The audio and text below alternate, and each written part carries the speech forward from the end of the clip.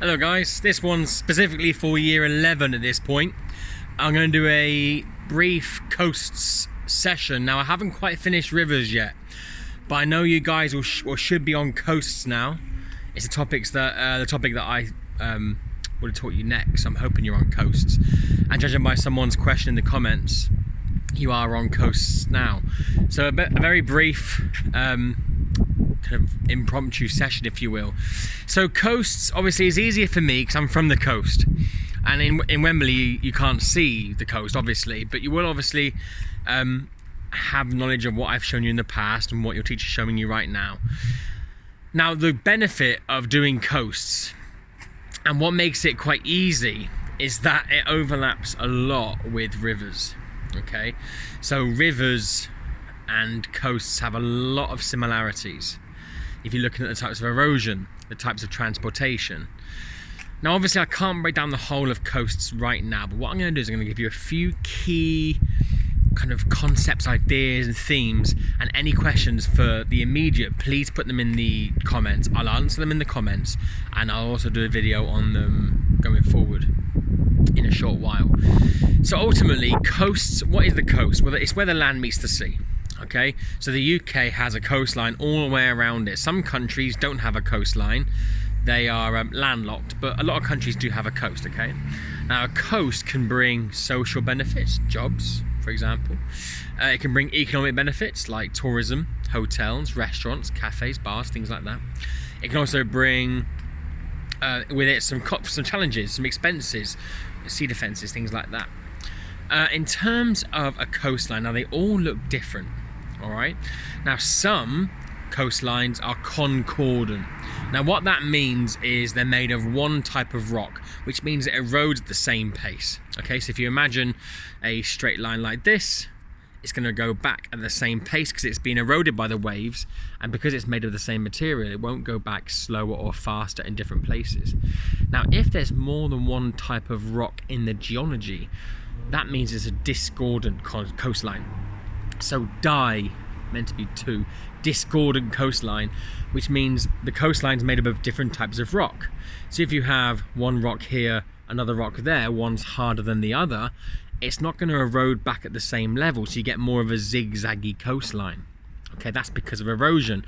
What is eroding the cliffs? The waves.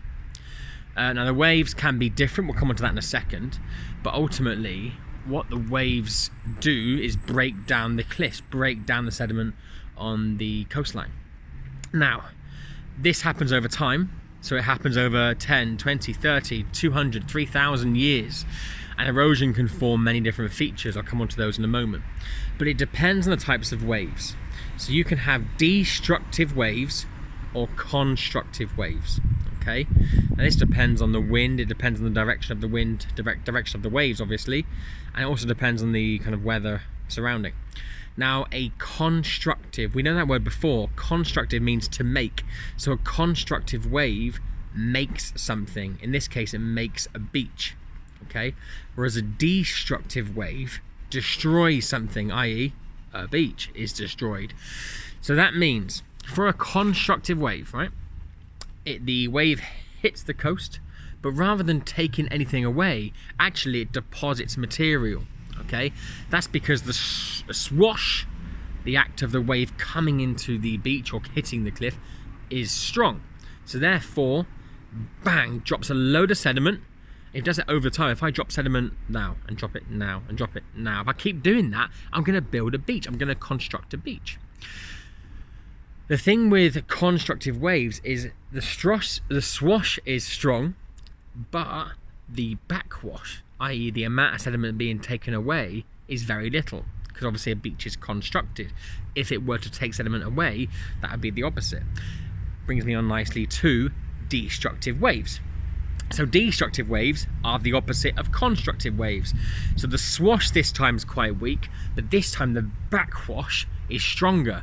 So it takes away sediment over and over and over again. And in doing so, it changes the cliffs, it changes the beach and the way it looks. Okay, that's basically the process of erosion. It gets worn away. So that's coastlines. In terms of types of erosion, we have done them already. So hydraulic action, attrition, abrasion, solution, these are things which act in the same way in the coast as they would do in the rivers we've been looking at. So hydraulic action is the same thing, the power of the wave, the power of the water. Attrition, rocks hitting each other. Abrasion, rocks scraping on the cliff. Not the riverbed this time, but the cliff, for example. And also you have solution, exactly the same thing, rocks being dissolved in the ocean water. Now, in terms of transportation, you can get the same kind of transportation, so traction, solution, suspension, and saltation. But because the river is a continuous moving body of water and the ocean is more waves, in and out, in and out, in and out, what you tend to get more is longshore drift. Now, I always broke things down for you in a way that I hope you understand. So longshore drift, the drift of sediment along the shore, okay? For this one, you need to look at the screen for this. So I'm here, this is Pete the Pebble, okay? So he comes into the beach at an angle because of the fetch. Now the fetch is the wind coming in from the corner, which is basically the distance the wave has traveled. The wind pushes the wave in. The wind pushes the wave into the coastline at an angle. When Pete the Pebble comes in, he's up here now, okay, on the beach. How does he get dropped off? Well, that's from the swash. That's from the constructive wave. Bang, gonna drop him right there. So at the minute, Pete's over here. Over time, you're gonna get destructive waves too. So Pete the Pebble comes back. Now this time, rather than being at an angle, it's now dead straight, 90 degrees, dead. That wasn't very good. Straight line down. So now the destructive wave takes Pete back out to the sea. But now he's over here, not over here. What happens in the next time? Well, the same thing happens. At an angle, straight down. At an angle, straight down. I'm trying to do this as best as I can. So here, look, at an angle, straight down. At an angle, straight down. At an angle, straight down. So at the start of the point here, Pete's over here, but over time, he's now moved along the coast. Now this is a method of transportation because the rock is obviously moving, all right?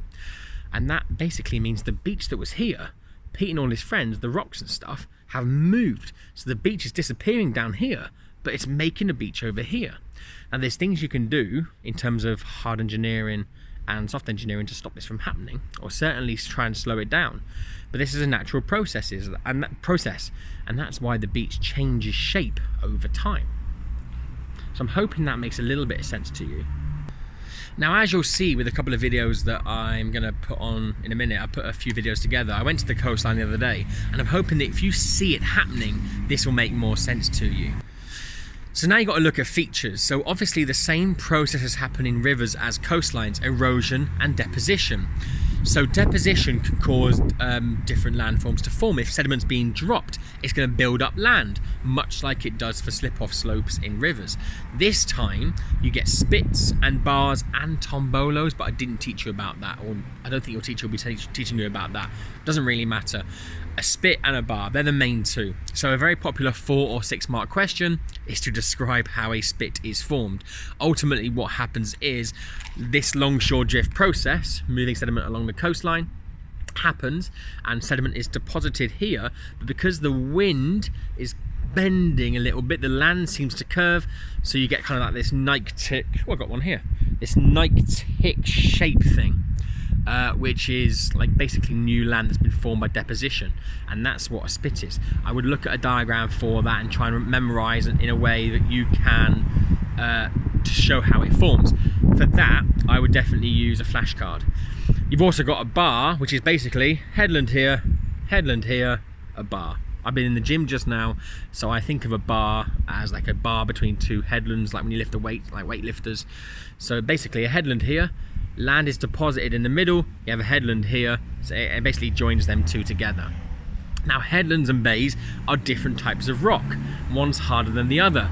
The headland sticks out into the ocean, that's hard rock, whereas the bay gets eaten away. So if you look at it, headland down here, a bay might be kind of back here, and then headland down here, because the bay is softer rock, okay? This shows you if it's a bay and a headland, it's a discordant coastline. Remember that phrase from earlier. So spits, bars, and then tombolo is basically a bar towards an island, but I wouldn't worry too much about that. Now, this is very quickly features of erosion. So these waves hitting the coastline, make features. So you are a cliff, a big lump of rock, all right? And if you're getting hit over and over and over and over and over again by a wave, eventually there's going to be a crack there, okay? Much like if you punch a wall over and over and over and over again, the first thing that's going to happen is a crack eventually. Now, these waves don't stop once they see a crack. They keep going over and over and over again. And that crack gets bigger and bigger and bigger and bigger. And eventually the crack turns into a big crack or a cave, okay? Like a crack that's wider, deeper, actually you can actually walk into or swim into. So you get a cave. And again, the waves don't stop. So crack, cave, keeps going, keeps going, keeps going. If I keep punching that wall, eventually I'm going to go the whole way through. And you're left with an arch. Okay, so crack, cave, arch. Now the waves still keep going, so if you remove one side of an arch, you're going to get stuff collapsing, and you're going to be left with like a big stack, a big piece of rock sticking out that's detached from the rest of the cliff. And again, over time, this stack will get eroded. It will become smaller and more rounded, so it goes from like looking like a big finger to a small thumb, smaller and more rounded, and that's called a stump.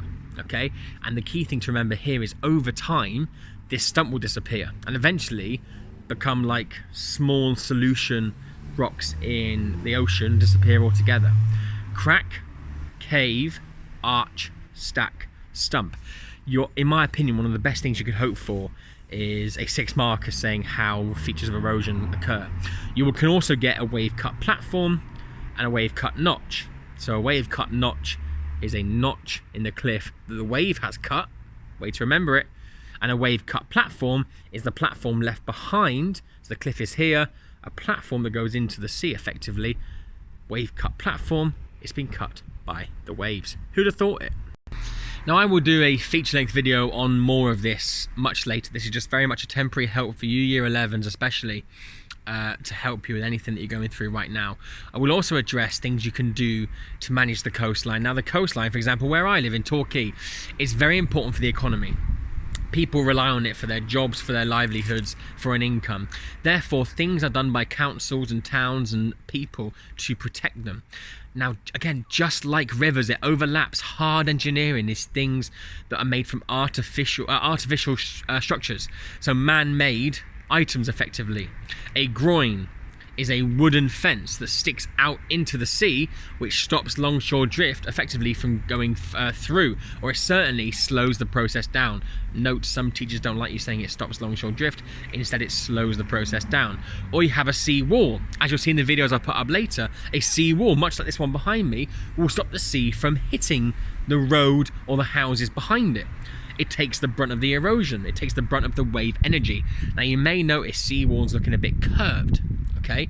That's because they like to be like this, because they can refract. That's a really key word to use. Refract the wave's energy. Don't stop the wave or the wave hits it. It refracts wave energy back, effectively protecting what's behind it. You also have gabions, and you have rock armor, big boulders that effectively do the same thing and absorb that wave energy, rather than the land behind, the houses behind, the restaurants behind, the roads behind having to do so. But there's also things you can do in terms of soft engineering. So soft engineering is things obviously that are more natural. It's working with nature to slow these processes down. So that can be, for example, beach nourishment, where you basically move sand and add to the beach. Or you can use sand dunes to absorb some of that wave water, for example, which might reduce flooding. You can also use afforestation, but in true case that's not really more of a popular one. It can absorb some of the water, and that's more for flooding rather than anything else. But don't forget, obviously, you can get behind these spits I mentioned earlier. You can get like salt marshes and stuff that are left behind, like these lakes, lagoons that are left behind the land that sticks out into the ocean, which would be a spit in that case. Now, the causes of flooding in terms of coastal climate change, obviously, don't forget, if the ice caps are melting, that's more water going into the ocean. So if you fill up a bath and you add more water into the bath, it's going to rise the level up. That can happen. And then the same with all the earthquake stuff. Don't forget, a HIC has more resources than an LIC. So by the coastline, a HIC can afford the sea walls, the groins, etc., whereas an LIC might not be able to. Okay. In approaching management of the coast, in approaching coastal management, it's got to be kind of cost benefit. So much like with river defences, a government's got to look at it and think, right, is that worth doing? is that worth me putting my money, my taxpayers' money, into the event? So what you can do, if you hold the line here, if you're thinking, right, I'm gonna actually move forward a little bit, you can advance the line. That basically means your defenses go more into the sea, giving you more room behind it. Or you can hold the line, thinking, right, we've got a seawall here, we'll let the beach have this bit, but instead everything behind this line here will be protected. Or, more of a soft engineering approach, you can retreat the line, move back, give more land to the coast, effectively allowing it to be eroded, and thinking, right, rather than from here, we're going to move our wall back, and here we're going to protect from here instead. Now that's basically different outlooks of managing the coastline. Hold the line, advance the line, retreat, manage retreat, and different engineering strategies, hard and soft, can be used in association with these, which hopefully makes a bit of sense to you. Any questions, please put them in the comments, don't forget. Now, I appreciate it's a long video, so I will do more of these, of course, but it's a bit of a blitz course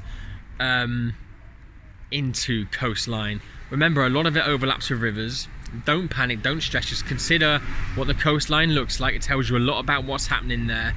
Remember the key terms like fetch, distance the waves travelled, the wind, what longshore drift is. A very popular form marker might be how a wave cut platforms formed, or how a wave cut notches formed, or what are the features of deposition, like a spit, how are they formed, whatever it may be.